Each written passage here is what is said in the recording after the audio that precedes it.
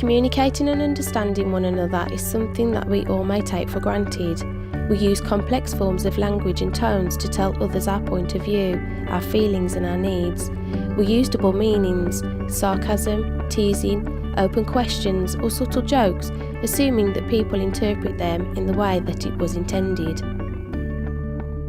It is this verbal and subtle interaction that becomes a challenge, a barrier that some people with autism face.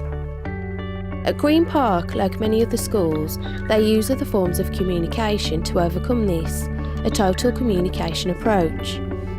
Communication can be a major barrier for anybody really.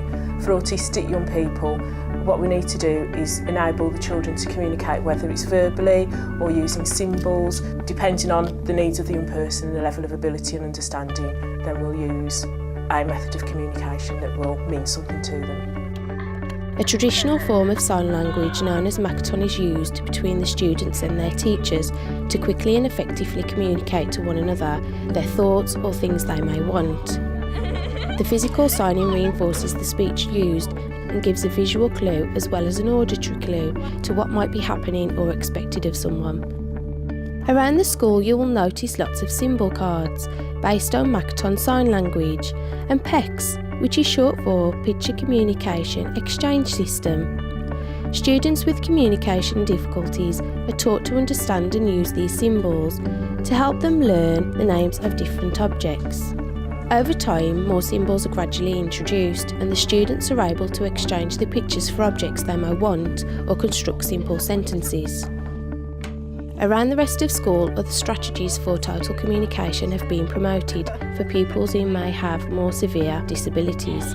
Things like simple switch devices, known as a Big Mac, a simple button device that when pressed plays pre-recorded words or sentences, which can be activated by applying pressure to the switch.